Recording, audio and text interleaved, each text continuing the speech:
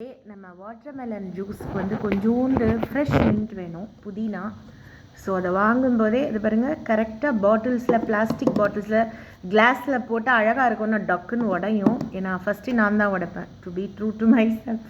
So இந்த கருகப்பிலை, கரிப்பத்தி, அப்புறம் புதின்ஹரா, மின்ட் லீவ்ஸ் ஆர் புதினா, அதுக்கப்புறம் கொத்தமல்லி, ஓகே, தனியா ஃப்ரெஷ், கொரியாண்டர் லீவ்ஸ் ஃப்ரெஷ், இது எல்லாத்தையும் நம்ம வந்து ஆஞ்சி இது மாதிரி ஃப்ரிட்ஜில் போட்டு ஸ்டோர் பண்ணிட்டோம்னா ஒரு ஜூஸ் பண்ணுறதுக்கு 1 மணி நேரம், ஒரு சப்ஜி பண்ணுறதுக்கு 2 மணி நேரம் இல்லாமல் டக் டக் டக் டக்குன்னு விளையாடும். பச்சை மிளகாய் ஆஞ்சி வச்சு, இஞ்சி எல்லாம் குரூப்பாக ஒரே ஒரு கெட்டோரியில் வச்சு பண்ணால் நல்லாயிருக்கும். இது ஒரு சின்ன டிப்ஸ் டைமில் இது அப்படியே வாட்டர்மெலன் ஜூஸை விட தனியாக வரும். ஸோ திருப்பியும் சொல்கிறேன், நல்லா வந்து உருவி வச்சுடுங்க. புதினா சரி, அதே மாதிரி கருகப்பிலை, அதுக்கப்புறம் இந்த கொத்தமல்லி. தேங்க்யூ.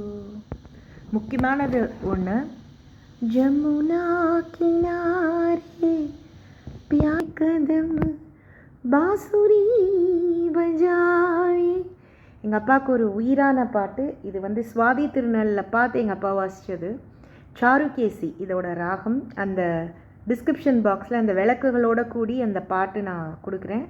உங்களுக்கெல்லாம் யாருக்கு வந்து பாட்டோட கூடின ராகங்கள் பிடிக்கும்னு சொல்லுங்கள். மழைச்சாரல் பேஜோட ஒரு லிங்க்கும் டிஸ்கிரிப்ஷன் பாக்ஸில் இருக்குது. இது வரலையும் சேனல் சப்ஸ்கிரைப் பண்ணலைன்னா சப்ஸ்கிரைப் பண்ணுங்கள். மழைச்சாரல் பேரை ஃபாலோ பண்ணி லைக் பண்ணுங்கள், டிப்ஸை ஃபாலோ பண்ணுங்கள்.